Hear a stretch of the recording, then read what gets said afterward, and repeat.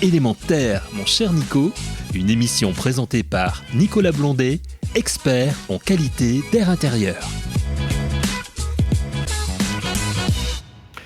Chères auditrices, chers auditeurs d'Élémentaire, mon cher Nico, bienvenue en ce jour de mars 2021. Et oui, vous le voyez, c'est une fois n'est pas coutume, mais ici on est là pour la qualité de l'air et on est là pour également avoir les bons gestes et les bonnes pratiques.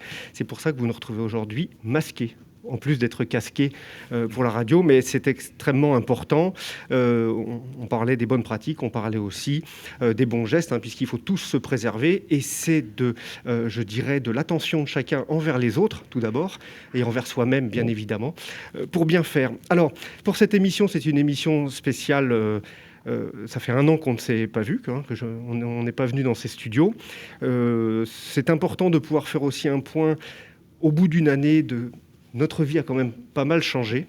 Et dans cette vie qui a changé, on a tout un tas de nouvelles adaptations qui se sont imposées à nous et puis d'autres qu'on s'est mis à avoir en réflexion, qu'elles se soient sur le côté santé, puisque nos invités aussi sont là pour ça, côté législatif, réglementaire, où va-t-on ? Et puis, outre cet air intérieur dont on parle, on a aussi cet air extérieur dont on va évoquer. Alors moi, je voulais aussi démarrer cette émission par un petit coup, on ne peut pas appeler ça un coup de gueule, mais une petite remarque qui, au niveau de la qualité de l'air, m'a un petit peu agacé la semaine dernière. J'ai vu un reportage où il y avait une tendance qui était forte et qui se développait, à savoir qu'on continue de mettre et on rajoute des diffuseurs d'odeurs assez forts dans des lieux, dans les magasins où on en trouve pas mal. Et notamment, j'ai vu cela et ça m'a fait bondir de ma chaise un petit peu quand même. Et dans un lieu quand même où on sait qu'il y a pas mal de pollution latente, ce sont des concessions automobiles et on vient rajouter encore déjà à ce qu'on trouve en termes, on sait que c'est chargé évidemment de tout un tas de polluants, et là on en rajoute encore. Donc juste passer ce message, la pollution, le traitement de la qualité de l'air, la mesurer, la calibrer et la traiter, c'est bien. Commencer par éviter de polluer, de surpolluer, de faire des millefeuilles, c'est peut-être encore mieux. Donc là, il va falloir que l'on soit extrêmement vigilant et que chacun fasse son petit geste quotidien pour cela, notamment. Et on sera tous à faire mieux et à être mieux, à respirer mieux. C'est important, et respirer, on le voit bien, les masques ne vont pas nous aider aujourd'hui, mais ils sont là pour nous aider d'une autre manière, pour ne pas se contaminer les uns les autres et se préserver les uns les autres. Alors, autour de ce plateau aujourd'hui, le plaisir d'avoir pu réunir tout d'abord Karine Léger. Bonjour Karine. Bonjour à tous. Comment allez-vous ? Eh bien écoutez, je vais bien. Malgré le masque et le casque, je vais bien, je vous remercie. Alors Karine, dites-nous, qui êtes-vous ? Alors, je suis directrice générale d'Airparif. Je travaille à Airparif depuis plus de 20 ans et donc sur toutes les questions de pollution de l'air et en particulier en ce moment où le lien entre pollution de l'air et Covid a été mis en évidence. Et à la fois parce que y a la pollution de l'air exacerbe en fait l'effet du Covid, mais aussi parce que avec toutes les mesures qui ont été mises en place, on a aussi des effets positifs malheureusement ou heureusement, on en discutera, sur la qualité de l'air. Sur la qualité de l'air, on y reviendra, on va détailler cela en suivant. Notre second invité, Nicolas Noël. Bonjour Nicolas. Bonjour à tous. Dites-nous qui vous êtes, Nicolas, outre le fait que ce n'est pas un critère de venir en tant que Nicolas à l'émission. Oui, effectivement. Moi, je suis médecin immunologiste à l'hôpital Bicêtre à PHP, où je m'occupe entre autres en ce moment, beaucoup de patients atteints du Covid. C'est pas à l'origine mon métier, sauf depuis 1 an où je m'occupe principalement de patients atteints de problèmes immunitaires. Et je suis enseignant-chercheur en immunologie également à l'université Paris-Saclay, où je m'occupe beaucoup des liens avec les étudiants en médecine, et je pense qu'on en reparlera. On va en reparler, puisque tout cela, évidemment, c'est ce qui nous porte chaque jour. Et aussi, les informations gouvernementales sont liées à cela. Il faut faire attention. On n'est pas là pour s'amuser à mettre le masque. On est là, justement, pour être prudent et porter ce sujet. Notre troisième invité, un habitué de l'émission, Jean-Luc, comment allez-vous ? Très bien, bonjour. Alors dites-nous, je me présente. Représentez-vous. Oui, bien entendu. Donc Jean-Luc Fugit, donc député du Rhône, enseignant-chercheur en chimie, donc en disponibilité pendant le mandat de manière à être un vrai député et ne pas cumuler. Et puis par ailleurs, de manière bénévole, je préside le Conseil national de l'air, donc qui regroupe tous les acteurs qui de près ou de loin, mais surtout de près, donc travaillent à faire en sorte de pouvoir lutter pour améliorer la qualité de l'air intérieur et extérieur. Et extérieur. On le rappelle, quelques chiffres, c'est toujours bon de les repositionner. La qualité de l'air est 5 à 10 fois plus dégradée à l'intérieur qu'à l'extérieur. On passe notre temps dans les lieux clos, et là, c'est encore plus qu'avant. On parlait de 80-85% de présence. Avec ce Covid, ce télétravail également, et tout ce qui est associé, on est plutôt à 90% de temps dans des lieux clos, et on comprend aussi que tous les concitoyens peuvent s'agacer un peu et ont envie de sortir, et on leur dit mais il ne faut pas hésiter, je dirais, à sortir et à aller se promener, mais il faut le faire dans les bonnes plages horaires qui sont définies, et il faut aussi garder les distanciations. On oublie peut-être un petit peu, on se dit on va aller faire du vélo, mais quand on fait du vélo l'un derrière l'autre, on déplace de l'air, et il ne faut pas être à 1 mètre derrière celui qui est devant, mais plutôt à une bonne dizaine de mètres pour faire attention.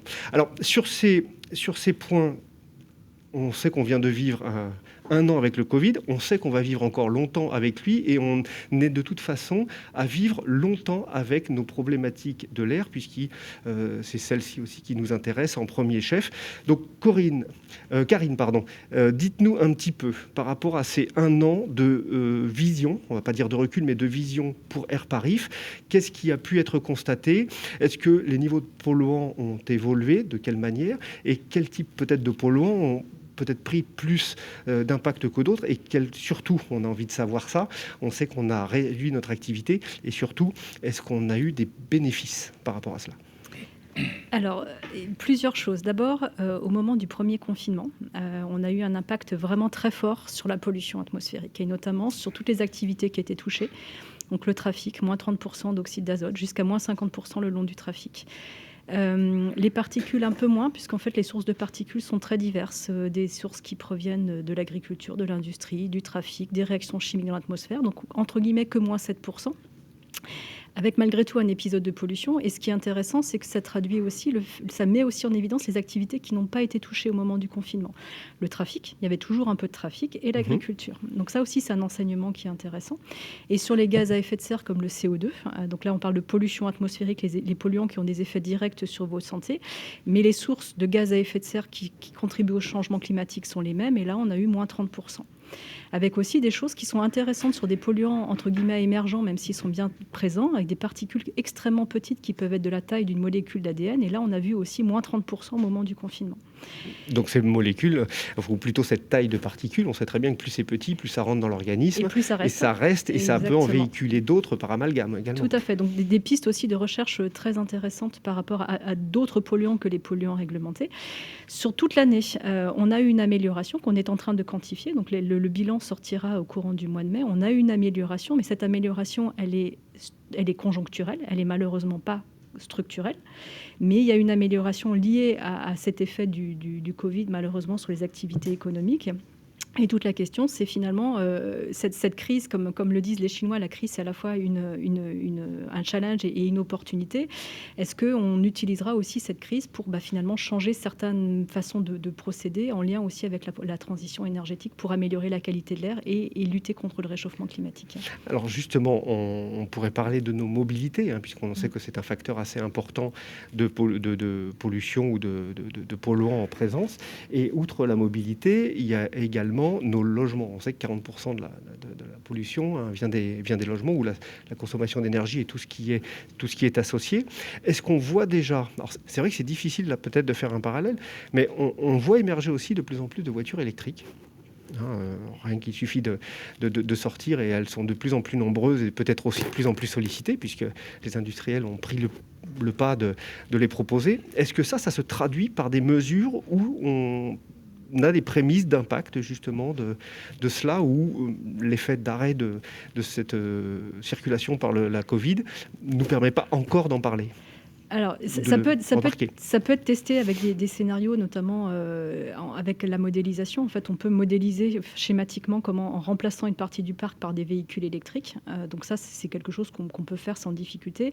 Mais par rapport à ce que l'on a observé l'année dernière, en fait, on a un mélange de beaucoup de choses. On a un mélange de baisse du trafic, mais finalement un retour du trafic pratiquement à la normale dès le mois de septembre, puisque beaucoup de gens ne prennent aussi plus les transports en commun. Donc on a toujours du trafic de façon assez importante. On a aussi un déplacement en termes de mobilité mobilité avec les autoroutes à vélo. On sent qu'il y a des choses qui changent beaucoup en termes de mobilité. Et dans ce qu'on a observé l'année dernière, c'est un peu compliqué encore de discerner la part vraiment de l'électrique par rapport à toutes les modifications que l'on a pu observer.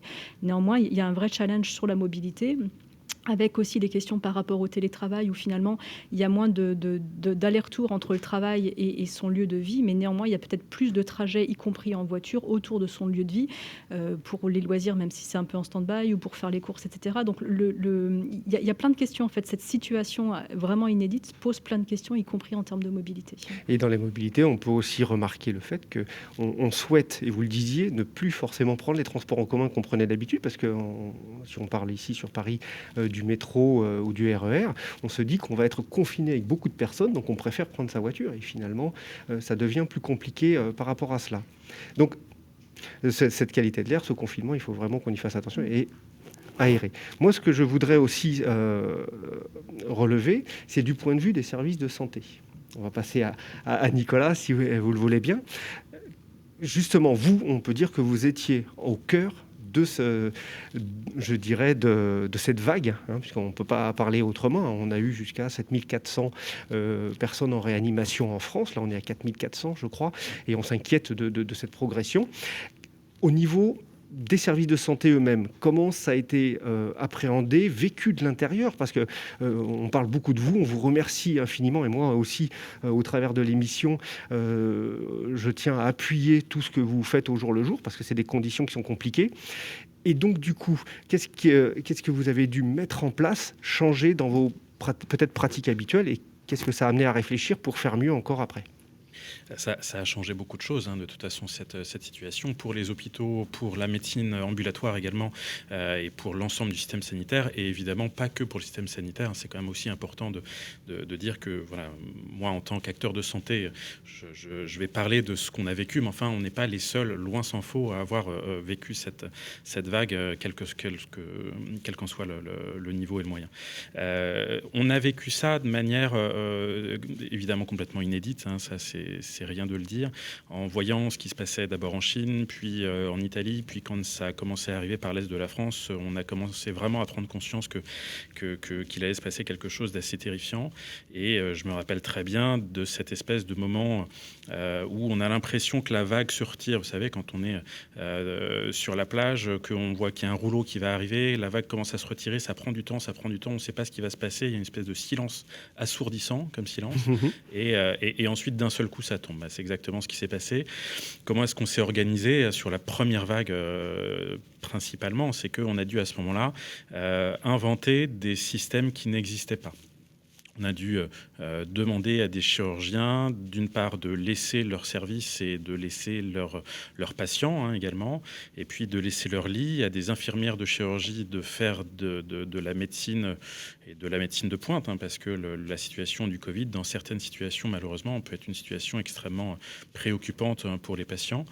On a fait de la réanimation dégradée, puisqu'on parle effectivement au pic de la première vague des 7400 patients en réanimation, parce qu'on n'avait pas beaucoup plus de lits à ce moment-là, et qu'en réalité, ce qui s'est passé dans les services d'hospitalisation conventionnelle était en réalité de la réanimation sans les moyens, et c'est vraiment comme ça qu'on l'a vécu, et avec d'un seul coup le fait de devoir faire venir des aides d'étudiants qui étaient en disponibilité pour recherche, par exemple, etc. Ça, c'est la partie pratique de ce qui s'est passé, et en fait on vit depuis un an maintenant sur cette espèce de situation qui depuis s'est pérennisée, qui est devenue une habitude, et qui fait qu'aujourd'hui, eh bien, on a notre travail habituel, tous les acteurs de santé, et on a le Covid en plus, et le Covid n'est pas réellement... Enfin, il est intégré dans nos activités, mais en fait, il double ou triple en fonction de la situation le travail normal, et ça s'en ressent sur la capacité de prendre en charge le reste de la situation. Alors ensuite, comment est-ce qu'on a vécu ça? Évidemment, il a fallu, si on voit par rapport à l'air, se dire que les chambres hospitalières, on s'est rendu compte, n'étaient pas assez ventilées, en tout cas pas dans tous les services, et donc ça, c'était quand même quelque chose qui était extrêmement important pour éviter la stagnation en aérosol dans certaines situations, en particulier dans les services de soins critiques. Dans les consultations, on s'est rendu compte, moi je prends pour exemple, je me suis rendu compte que ça fait 8 ans que je consultais dans un box sans fenêtre. Je m'étais jamais rendu compte que c'était potentiellement important. Et puis à la lumière de cette situation, moi qui maintenant vois aussi beaucoup de patients en post-Covid, je me dis mais finalement, j'ai pas de fenêtre derrière moi, j'ai pas d'aération dans mon box et je suis loin d'être isolé. Et encore, je pense que les médecins dans les hôpitaux, par exemple, font partie de ceux qui ont peut-être les meilleures conditions. Les assistantes sociales, les psychologues, les secrétaires, on regarde encore un petit peu moins s'ils n'ont pas des bureaux borgneux. Et dans la réglementation française, d'ailleurs, au niveau des bureaux, quels qu'ils soient, on ne peut pas être dans un bureau sans fenêtre. Voilà, nous, on ne connaît pas cette partie-là de réglementation. Je pense qu'on est loin d'être des cas isolés, évidemment, à l'hôpital. Ça, c'est pareil dans toutes les zones de travail. Et puis, un point important également, on s'est rendu compte que dans les facultés, les systèmes d'aération nécessitaient, en tout cas pour quelques facultés, universités, éventuellement un peu plus anciennes que d'autres, nécessitaient impérativement d'être revus, en particulier dans ces systèmes d'amphithéâtre, où en fonction d'où est-ce qu'on est dans l'amphithéâtre, la hauteur sous plafond, bien évidemment, n'est pas la même. Et donc, nous, par exemple, on est en train de travailler avec des mathématiciens à l'université Paris-Saclay pour essayer de modéliser les rencontres entre les étudiants et potentiellement la stagnation du CO2 dans certaines zones des amphithéâtres, de telle sorte à modéliser quand on pourra reprendre les cours en amphithéâtre plein, quelles sont finalement les adaptations à faire dans les amphis. On est en train d'essayer de le faire, mais ça reste de la modélisation mathématique pour le moment. Sachant que dans ces modélisations, ou plutôt dans cette prise en compte, dans un amphithéâtre, on va avoir des zones latentes et on va ne plus avoir ces taux de brassage suffisants. Et on rentre dans le cas du confinement, puisque on parle de confinement qui est salvateur ici au niveau de la Covid, puisqu'on est chacun un peu plus préservés les uns vis-à-vis des autres pour éviter la transmission. Mais le confinement en termes de pollution, ça veut dire qu'on augmente le taux de pollution auquel on est confronté, et c'est quelque chose qui est plutôt négatif dans ce cadre-là. Voilà. Donc en ce qui concerne, je dirais, cette ventilation, et au niveau aussi peut-être des patients, est-ce que les réanimations ou le traitement des patients a évolué entre l'année dernière et puis la période maintenant? Est-ce qu'on traite les personnes différemment? On a appris, bien évidemment, je pense. Il y a eu énormément de progrès de fait, et c'est assez naturel par rapport à une maladie qu'on ne connaissait pas il y a un an. Heureusement qu'on la connaît mieux et qu'on sait mieux la soigner maintenant. C'est pas encore parfait, puisque typiquement il nous manque, quand on veut soigner un virus, vous avez schématiquement 2 manières de soigner un virus. On a 2 bras, et donc il y a un bras qui est de lutter directement contre le virus avec des molécules qu'on appelle des antiviraux. Ça, malheureusement pour le moment, il n'y en a pas qui ait prouvé leur efficacité. Et puis il y a un deuxième bras qui est d'essayer d'optimiser le système immunitaire contre ça. Il y a certaines stratégies qui existent. Il y en a une qui est la plus importante aujourd'hui, qui est dans la prévention, c'est la vaccination. Si on arrive à faire en sorte qu'on part d'un système immunitaire qui est déjà un bras armé contre le virus, on part de mieux.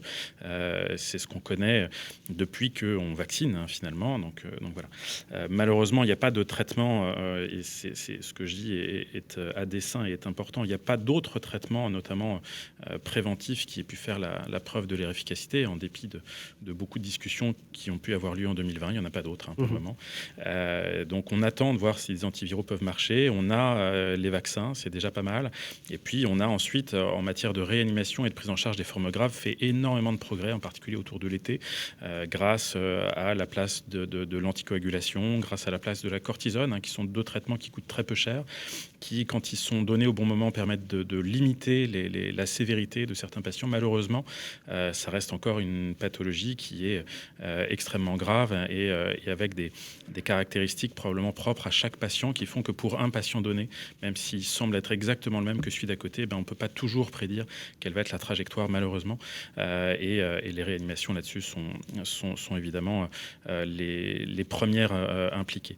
Par rapport à la ventilation également et par rapport à l'air, j'y reviens, mais c'est vrai que c'est la thématique. Il y a eu quelque chose qui est très important. On a eu une alerte au Royaume-Uni, on n'a pas eu cette alerte-là en France, et il y a une alerte importante au Brésil actuellement sur le manque d'oxygène dans les hôpitaux. Ça, c'est quelque chose qui est aussi important, et parmi toutes les considérations qu'on peut avoir sur le fait de limiter la saturation des services de soins, la nécessité de pouvoir obtenir de l'oxygène dans les hôpitaux est quelque chose qui est important, et pour l'instant en France on n'en manque pas, et je ne crois pas qu'on en manquera, mais par contre il y a une vraie tension au Brésil par rapport à ça, et donc l'oxygène dit à haut débit ne peut pas au Brésil être utilisé pour tous les patients qui en nécessiteraient, et ça a été le cas au Royaume-Uni, notamment sur la 2e vague.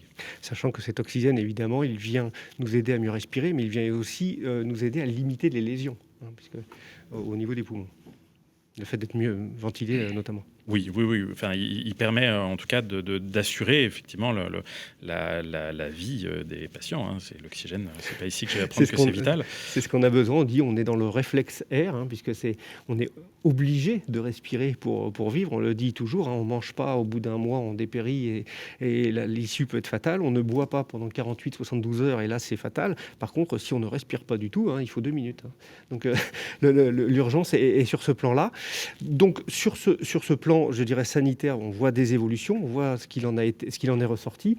Et de l'autre côté, adaptation, on voit les mesures à l'extérieur, on voit au niveau des services de santé cette adaptation dont je fais référence. Et cette adaptation, justement, au niveau, Jean-Luc, vous, par rapport, je dirais, à la vision politique du sujet, politique au sens noble, dans la gestion de la cité, il a fallu aussi prendre cette vague un peu en pleine figure, et puis devoir s'adapter assez rapidement et prendre les bonnes décisions, ou du moins prendre les décisions permises par l'état de la connaissance aussi, et les échanges nombreux qu'il y a pu avoir avec les services de santé, et puis avec également d'autres... Oui, tout à fait. Prendre des décisions, je ne sais pas si elles sont les bonnes, parce qu'il y a 66 millions de Français qui sont tous capables de prendre les bonnes décisions quand je les entends parler. Donc, non, ce qu'il fallait, c'est prendre des décisions à la fois sur le plan sanitaire et sur le plan économique, bien entendu, puisque tout va de pair quand on a une vision politique des sujets.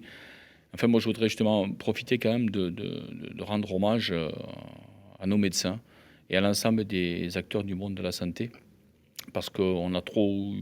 Des fois, parfois, je le fais, enfin, on l'a fait, on a beaucoup applaudi au début, etc.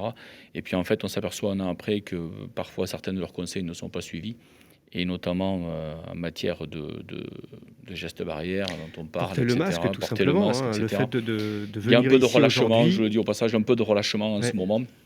C'est l'occasion aussi de rappeler que si ces règles-là sont édictées au niveau national, il faut peut-être aussi à titre individuel les respecter. L'avenir nous appartient à toutes et tous un tout petit peu, donc ça c'est extrêmement important. Et puis aussi se baser sur la science et non pas sur les croyances. Ça me semble être quelque chose d'important par rapport à tous ces sujets, et notamment les sujets de vaccination. Après, pour en revenir plus particulièrement à ce que vous évoquez, ce qu'on évoquait sur la problématique de l'air que l'on respire, on a pendant longtemps, je pense, eu un modèle dans notre société où l'idée de se retrouver enfermé chez soi était une sorte de protection par rapport à l'air extérieur, et donc une tendance naturelle à penser qu'à partir du moment où on est à l'intérieur, quel que soit le lieu, on est protégé de toute forme de pollution. Et ça, c'est une véritable difficulté. Pourquoi ? Parce que l'extérieur est associé à pollution liée à la mobilité, et il ne s'agit pas de le nier, bien entendu, car Léger l'a très bien rappelé tout à l'heure, même si j'aurais pu compléter en disant aussi que l'année dernière, si on a eu aussi pas mal de particules pendant le premier confinement dans l'air, c'est aussi parce qu'on avait un chauffage au bois non performant. Je dis bien non performant, qui était utilisé de manière assez conséquente, parce qu'on avait une période qui était à la fois assez sèche et assez froide, finalement, avec des matinées froides. Et donc on y reviendra, parce que dans le cadre du projet de loi climat et résilience, je porte, si ça vous intéresse d'en parler, je porte des sujets justement là-dessus pour faire avancer le texte de loi sur cette problématique qui est à la fois énergétique et à la fois sanitaire. On a eu ce type de mesures, mais de problèmes, mais pour revenir à l'air intérieur maintenant, on a vraiment une trop faible prise de conscience de ce qu'est la qualité de l'air intérieur. Et d'ailleurs, moi, y compris sur le plan politique, j'alerte en permanence donc le gouvernement sur le sujet de la qualité de l'air intérieur, notamment au moment, et c'est très bien, et je soutiens ceci complètement, où l'on renforce les moyens, le soutien à la rénovation. La rénovation énergétique et thermique des bâtiments, c'est nécessaire pour faire réduire la facture CO2. C'est nécessaire pour réduire la facture de celles et ceux qui habitent à l'intérieur des logements, surtout quand il s'agit de personnes qui ont des revenus relativement modestes. Or, il y a 7 millions de personnes aujourd'hui qui sont en précarité énergétique, vous le savez aussi bien que moi. Mais attention, parce qu'une isolation poussée d'un bâtiment qui ne prend pas en compte la qualité de l'air intérieur que l'on respire, c'est bien souvent une qualité d'air qui se dégrade.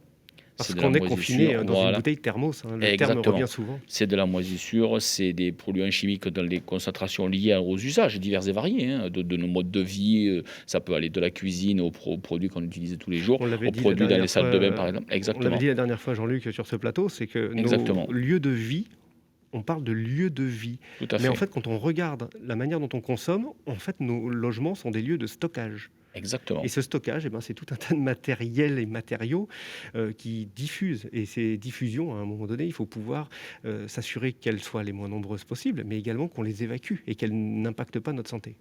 Et ça, c'est aussi valable dans nos logements personnels que dans des logements collectifs, dans des lieux collectifs. Et dans je des pense bureaux. notamment aux bureaux, mais je pense aussi aux écoles. Je pense aux salles de crèche. Nous avons trop d'écoles en France où on a un problème de ventilation mécanique contrôlée de l'air. Aujourd'hui, les problèmes de ventilation sont aussi importants que les problèmes d'isolation. On a réussi à avancer donc, sur le diagnostic de performance énergétique des bâtiments. Il faut aller plus loin. On y reviendra sûrement. Et moi, je porte l'idée qu'il faut aller sur un diagnostic de performance de la qualité de l'air intérieur. C'est un sujet qui ne fait que de démarrer en ce moment. Et on aura besoin de franchir beaucoup d'étapes pour arriver à quelque chose d'optimal dans ce pays.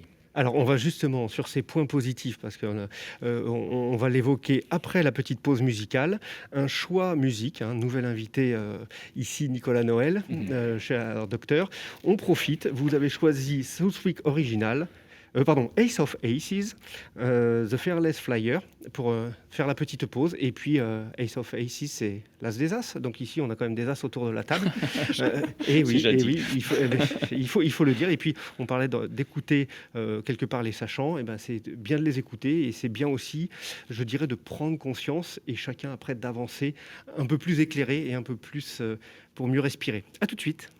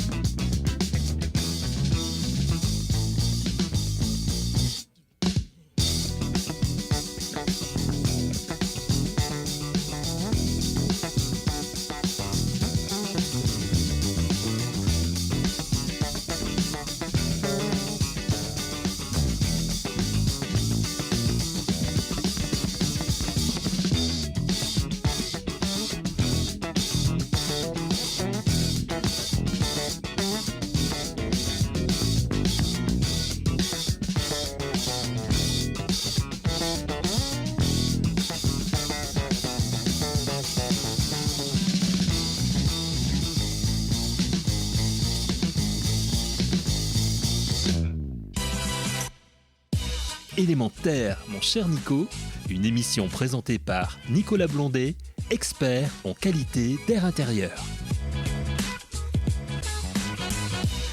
Oui, chères auditrices et chers auditeurs, bienvenue à nouveau sur Élémentaire, mon cher Nico. Et on parle justement, cette liberté, on en a besoin pour parler de l'air.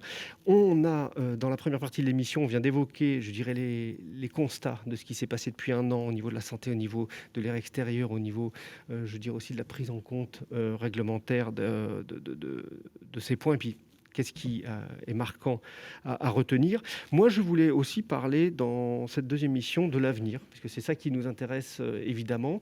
Il y a beaucoup de sujets. Dans le premier et dans les points positifs, parce qu'on est là que pour positiver, il y a la création de l'Association française de la ventilation. Cette Association française de la ventilation, c'est quand même quelque chose majeur, puisque c'est, je dirais, tous les acteurs de la ventilation. On en parlait, Nicolas, avec vous, justement, que dans les hôpitaux, hôpitaux, c'était nécessaire, dans chacun des bâtiments, que cet air extérieur pollué, il ne faut pas s'en préserver en se masquant dedans, mais au contraire, il faut brasser et diluer tout cela. Alors cette Association française de la ventilation qui a été créée le 27 janvier, dont le président est Pascal Housset, et on salue Pascal puisque c'est quelque chose aussi à cette émission qu'on aime bien mettre en avant, puisque cette association elle est née ici, à la discussion du 18 septembre 2019, lors de la Journée nationale de l'air, entre toi et Pascal, justement, toi Jean-Luc. D'ailleurs, j'ai parrainé ce lancement de l'Association française de ventilation en janvier dernier. Voilà, donc on sent vraiment une envie. Là, on sait aussi que du côté de la Fédération française du bâtiment, il y a des formations spécifiques maintenant sur les métiers de la ventilation. C'est quelque chose qui se structure, c'est très important. L'air, sous prétexte qu'on ne le voit pas, il est invisible. Il faut le rendre visible et c'est par ces professionnels qu'on aura aussi de meilleures prises en compte. On a également un élément que je trouve assez intéressant et qui est assez bien fait, c'est Reco Santé. Je ne sais pas si vous connaissez, c'est un petit outil sur lequel on peut s'inscrire. C'est porté par le DINUM. Alors le DINUM, c'est quoi ? C'est la délégation interministérielle du numérique, qui vient directement en suivi du ministère de la Santé, du ministère de l'Environnement et du cabinet du Premier ministre. Et ça repose sur quoi ? Ça repose tout simplement sur, vous rentrez votre code postal à tel endroit, vous dites, vous avez une reconnaissance chaque jour de le niveau de pollution du lieu où vous êtes, et il y a également le niveau des pollens et le niveau des allergisants. Ça, c'est assez important pour se préserver. Moi-même qui suis sensible au pollen, je vous avoue que c'est assez sympathique de retrouver cette information. Et il y a aussi des petits conseils. Et pour inciter, ou plutôt pour accompagner tout un chacun à avancer sur ce sujet, il y a un petit point pour finir qui nous dit, est-ce que vous allez mettre en place ce conseil qu'on vous a donné ? En fait, on ne dit pas écoutez ce qu'il faut faire, on dit devenez acteur de ce qu'il faut faire. Et c'est là toute la différence. Alors, sur ces sujets notamment, on va retrouver cette prise en compte à l'extérieur. Vous avez aussi plein de petites choses à nous dire. On parle des pollens, on parle de l'extérieur. On va revenir vers vous, Karine. Qu'est-ce que vous avez à nous dire sur justement ces évolutions ? Alors déjà, on fait de l'air intérieur avec de l'air extérieur. Et ça, c'est peut-être la première chose à dire, c'est qu'en fait, on prend la qualité de l'air extérieur, impacte directement la qualité de l'air intérieur, à laquelle on va rajouter un certain nombre de pollutions. Effectivement, si on fume, si on stocke des produits, typiquement des insecticides ou autres chez soi, enfin voilà, donc on fait de l'air intérieur avec l'air extérieur. Et c'est d'autant plus important d'agir sur cet air extérieur. Je voulais revenir aussi sur la question de la protection. Alors, les bâtiments ne protègent pas. Mais la voiture ne protège pas non plus, et c'est dans la voiture qu'on est exposé aux niveaux les plus importants. C'est vraiment dans la voiture, l'habitacle ne protège pas de la pollution. Et donc, comme on fait de l'air intérieur avec l'air extérieur, agir sur l'air extérieur est d'autant plus important.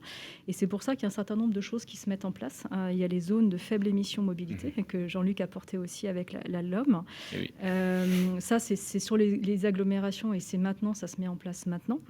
On a démontré à côté Air Paris qu'en plus, en améliorant la qualité de l'air, en général, on allait avoir aussi un co-bénéfice sur tous les établissements qui reçoivent du public sensible, et notamment les hôpitaux, les crèches, etc., qui sont le plus souvent à côté des routes en Ile-de-France. On a des choses aussi par rapport aux particuliers. L'air intérieur et l'air extérieur est très lié, et Jean-Luc le rappelait également sur la question du chauffage au bois. C'est un enjeu de précarité. C'est un enjeu aussi par rapport au changement climatique, où le chauffage au bois a été mis en avant beaucoup, comme le diesel, il y a aussi quelques années. Et puis avec des appareils qui sont peu performants. Et avec des subventions pour aller chercher du chauffage bois, et on est peut-être en train de s'apercevoir maintenant qu'il faut limiter ça. Voilà, mais donc, il y a un impact direct sur la pollution atmosphérique qui a été vu au moment du confinement, puisque effectivement le chauffage, comme l'agriculture, n'était pas touché, donc on le voit très bien dans les sources de pollution, mais également pendant les épisodes hivernaux cette année. Et puis il y a aussi d'autres choses qui évoluent, notamment au niveau européen, avec une révision de la directive européenne, et ces différentes échelles au niveau européen, au niveau national, au niveau local et au niveau individuel, c'est ce qui est mis en place pour améliorer la qualité de l'air extérieur et avoir un co-bénéfice sur la qualité de l'air intérieur. La directive R 2022, c'est ça. On espère. On espère. Il faut œuvrer, en tout cas, pour. D'autres points, justement, sur cette qualité de l'air extérieur. Est-ce que, du coup, dans la prise en compte, Jean-Luc le disait il y a quelques instants, on s'aperçoit que cette qualité de l'air n'est pas prise assez encore en connaissance et à bras-le-corps pour faire mieux. On le voit depuis quelques années, on y va crescendo, ça fait 2 ans et 2 ans et demi que, par exemple, l'émission existe et on voit aussi qu'il y a quand même beaucoup plus d'initiatives. On va retrouver ces initiatives vertueuses, on retrouve d'autres initiatives. Moi, je dis attention à ce qu'on fait parce qu'on dit de plus en plus, on va mesurer énormément et on va traiter. On rappelle que c'est sûr qu'il y a un business model qui peut se poser dessus, qui est extrêmement intéressant, mais il faut le garder à l'esprit que ce qu'on peut créer pour faire les mesures aussi peut amener aussi quelquefois des générations de polluants. Il faudra discerner le bon grain de livret sur ce sujet-là. Et notamment, est-ce que vous, du côté d'Airparif, pour cette prise en compte plus forte, vous avez multiplié peut-être les points de mesure ou affiné? On sait que les particules plus fines sont prises en compte également. Dites-nous-en un petit peu plus. Alors la mesure, elle se fait avec des stations de référence, notamment par rapport aux directives européennes. Et quand vous savez que chaque microgramme a un impact sur la santé, qu'il y a des contentieux juridiques, il y a 2 contentieux avec la Commission européenne, un avec le Conseil d'État, qui a un impact aussi médiatique, il y a un impact politique. Cette question de pollution de l'air, elle est vraiment très importante, notamment en Île-de-France. Vraiment, les mesures doivent être des mesures qui sont à la fois indisputables, irréprochables, et puis qui sont ensuite utilisées par toutes les parties prenantes. L'État dans ses plans d'action, les collectivités, les acteurs économiques, y compris pour développer du business et des activités, et puis les associations de protection de l'environnement et les chercheurs et la santé. Ces stations de référence sont complétées par des outils de modélisation et on est capable d'apporter une information toutes les heures pour 5 polluants à 10 mètres près dans Paris, ce qui est à ma connaissance unique au monde, de faire des prévisions de la qualité de l'air. C'est complété par des campagnes de mesure, soit sur des zones de hotspot, soit pour des polluants pour lesquels on a besoin de renforcer les connaissances parce qu'ils ne sont pas encore réglementés, mais on sait déjà qu'ils ont un effet sur la santé, c'est les fameuses particules ultra fines dont je parlais tout à l'heure. Et donc le dispositif de surveillance, c'est tout ça. Et on de plus en plus dans des initiatives, que ce soit avec la région Île-de-France, avec la mairie de Paris ou avec la métropole, on travaille aussi sur la participation citoyenne. Les gens veulent faire des mesures, veulent contribuer à informer sur la pollution atmosphérique. On a un petit outil qui a été lancé qui s'appelle Pollinaire, où les gens peuvent faire des déclarations sur les pollens. On a travaillé sur la participation dans le 20e arrondissement et en air extérieur et surtout en air intérieur, des micro-capteurs qui ne sont pas suffisamment fiables pour l'air extérieur, notamment d'un point de vue réglementaire, permettent pour certains en tout cas de faire de la sensibilisation et de changer les comportements, y compris en air intérieur, de rendre le visible l'invisible, c'est ce que vous disiez tout à l'heure. Donc c'est des outils qui sont extrêmement utiles. Travailler aussi sur des mesures, par exemple de CO2, simplement pour l'aération. Alors on ne parle pas de filtration, mais simplement de savoir quand est-ce qu'il faut aérer. Et avec toujours derrière ces nouvelles technologies, la volonté d'évaluer avec un dispositif qui s'appelle AirLab, de pouvoir vraiment évaluer pour les décideurs ou les ONG qui utilisent ces dispositifs, quel est le coût-bénéfice, combien ça coûte, y compris d'un point de vue environnemental, avec parfois des capteurs qu'il faut changer tous les ans ou tous les 18 mois. Regarder de plus en plus justement ce coût environnemental. Le coût environnemental, le coût financier, et qu'est-ce que ça rapporte, qu'est-ce que ça permet, soit en termes d'amélioration de la qualité de l'air, soit en termes de changement des comportements. Et les comportements à changer par le biais des alertes, c'est de se retrouver notamment aussi dans des salles de classe ou des amphithéâtres, comme le disait Nicolas, et de se dire, effectivement, là, on a peut-être une alerte, et il faut que les systèmes passifs deviennent actifs et créent cette ventilation. Ou tout simplement d'ouvrir la fenêtre. Ou d'ouvrir la fenêtre, tout simplement. D'ouvrir la fenêtre. Alors, un amphithéâtre, ce n'est pas des fenêtres que l'on ouvre. Par exemple, chez soi, on a assez peu de ventilation double flux en France, en installation. Mais il faut savoir qu'une double flux, elle a aussi des fonctions boost. Et on pense à cette ventilation double flux pour rafraîchir, plus facilement l'été. Mais on oublie aussi que quand on est chez soi, notre maison, elle a une certaine forme, elle a un certain volume. Mais quand on reçoit du monde chez soi, alors là, par le Covid, on en reçoit moins. Mais quand on recevait du monde et quand on va en recevoir un peu plus tard, puisqu'on sait que ça va aller mieux, à un moment donné, ces appareils-là doivent aussi suppléer pour dire vous êtes nombreux. Donc, par effet, il va falloir ventiler un petit peu plus au vu du nombre également. Donc ça, c'est important. Du point de vue, justement, de ces réglementations, de ces travaux importants, vous parlez de travail réglementaire et de travail parlementaire dessus, Jean-Luc, quels sont les axes de progrès, de travail, d'innovation ? Ils sont tellement nombreux qu'il faudrait une émission entière pour en parler. Bon, ce qui est certain, peut-être plusieurs même, je pense. Oui, je pense, oui. Bon, ce qui est certain, c'est qu'on a réussi ces derniers mois, ces dernières années je crois, à fédérer un petit peu les énergies autour de ces sujets. Karine Léger parlait à l'instant donc de la mesure des particules fines. Je pense par exemple à l'évolution de l'indice Atmo avec maintenant l'obligation non seulement de mesurer, mais en plus de communiquer sur la mesure des particules plus fines, qui sont les PM2,5, plus fines que les PM10. Donc, qui nous donne une indication plutôt proche de la réalité de ce qui se passe donc, en matière de différentes sources pour amener ces particules, aussi bien l'agriculture, l'industrie, chauffage au bois non performant dont parlions, et puis aussi la mobilité. Donc cet indice Atmo, vous voyez, ça a été le fruit d'un travail collectif au niveau du Conseil national de l'air, dont moi j'ai simplement transformé l'essai à la fin, en portant donc la décision, la proposition du Conseil national de l'air auprès des ministres, à la fois à l'époque Elisabeth Borne et Barbara Pompili. Et d'ailleurs, je les remercie parce que toujours tendance à taper sur les politiques, c'est tellement facile. Mais je les remercie de non seulement nous avoir fait confiance, mais en plus d'avoir traduit dans des arrêtés concrets la mise en œuvre de cet indice qui aujourd'hui est nécessaire. Et aujourd'hui, la volonté d'ailleurs de la ministre, c'est aussi de suivre et de pousser au niveau donc de l'Europe ce qui va se passer en 2022 avec l'idée d'aller vers des directives plus draconiennes en matière de pollution de l'air et tendre vers les seuils qui sont proposés par l'OMS, notamment je pense au niveau des particules, puisque sur les oxydes d'azote, on est déjà aligné. Mais c'est sur les particules qu'on a un petit écart. Et cet écart, il a été évoqué hier, notamment dans l'actualité. Moi, je l'ai retrouvé dans quelques textes où la France va, je dirais, s'approcher des directives de l'OMS sur ces seuils. Parce qu'on parle bien de seuil et de volume de particules qu'il va falloir traiter.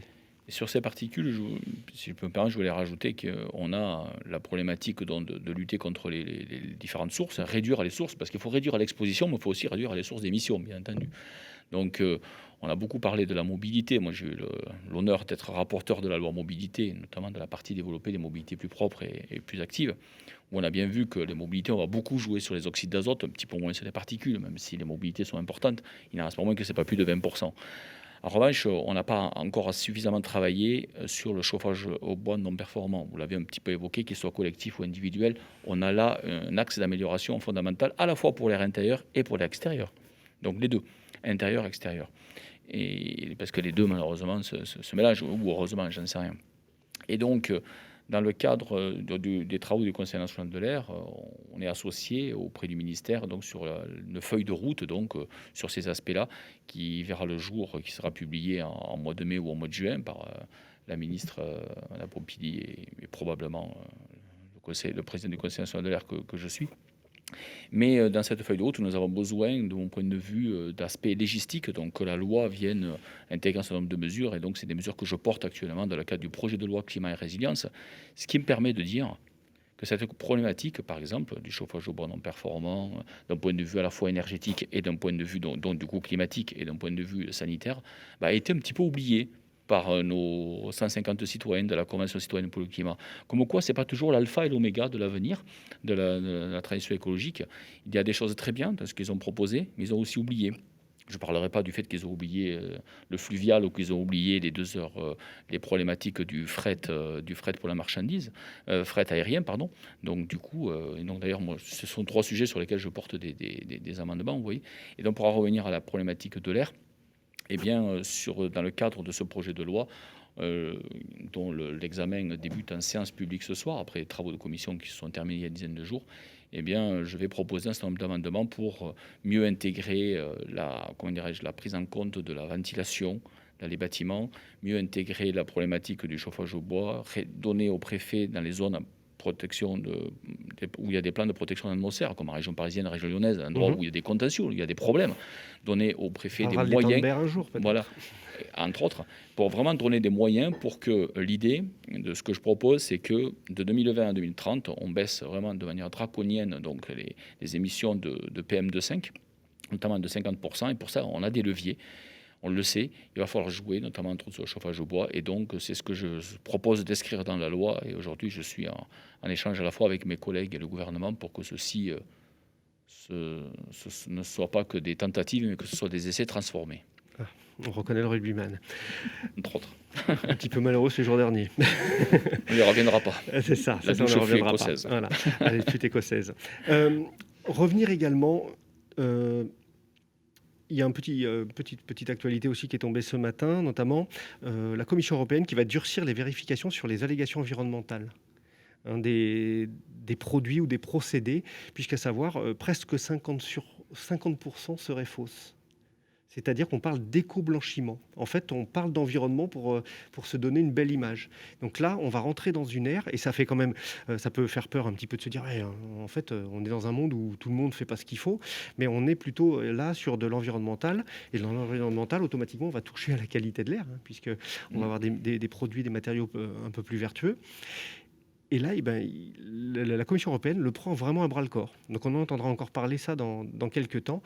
Il y a quelques chiffres quand même qui sont forts. Comme je dis, 50% des allégations seraient fausses et non vérifiables, ou même pire, c'est-à-dire qu'on va dire que nos produits sont bons, mais sans pouvoir le prouver. Ça, c'est un petit peu gênant. Alors, pour parler des produits qui sont bons et pour parler de notre organisme, prenons un exemple tout bête, je fais appel à vous, Nicolas, sur la santé. À partir du moment où une bonne qualité de l'air, quels sont les bénéfices pour notre corps, pour notre santé, de penser à s'aérer, de penser à marcher, peut-être une activité physique déjà, je dirais qu'on pourrait qualifier de basique, mais qui ne l'est pas du tout, parce qu'une bonne marche a énormément de vertus. Un bon air sur notre corps, ça se voit comment ? C'est une bonne question. Il y a plein de manières de le voir au niveau sanitaire. Effectivement, l'augmentation de l'activité physique, ça peut être que bénéfique, et donc d'avoir une bonne qualité de l'air extérieur. Ça permet d'augmenter l'activité physique, qu'il s'agisse de la marche, typiquement, ou du vélo. C'est vrai que même si c'est pas forcément le poste le plus important de réduction des particules, le fait de faire du vélo plutôt que de prendre sa voiture, notamment pour aller au travail ou pour se déplacer, c'est quand même quelque chose qu'on a vu fleurir au niveau de l'année 2020. On se demande presque pourquoi en France on était aussi en retard que ça par rapport à certains de nos voisins européens pas si éloignés. Et ça peut être que bénéfique à plein de niveaux. Ça réduit la pression artérielle, ça augmente les performances cardiaques, ça améliore les capacités ventilatoires. Et ça, si on transpose ça immédiatement au niveau du Covid, on imagine bien que si on est mieux portant à l'origine, tout ce que je viens de citer là, ce sont des caractéristiques qui peuvent faire émerger des Covid plus sévères. C'est pas toujours le cas, mais enfin, mieux vaut être moins hypertendu, moins en surpoids et avec des meilleures performances cardio-respiratoires pour supporter une telle maladie. Mais au-delà de ça, c'est bénéfique sur du très long terme pour plein de raisons, l'activité physique et donc la meilleure qualité de l'air. Et puis, plus proche de nous, mais il y a quand même quelque chose aussi qu'on a découvert là avec la qualité de l'air. Alors c'est difficile de savoir si c'est uniquement la qualité de l'air et ou le rôle du masque et quel est le rôle du masque. Enfin, je crois qu'on vient de vivre quasiment la première année sans grippe. Ou quasiment sans grippe.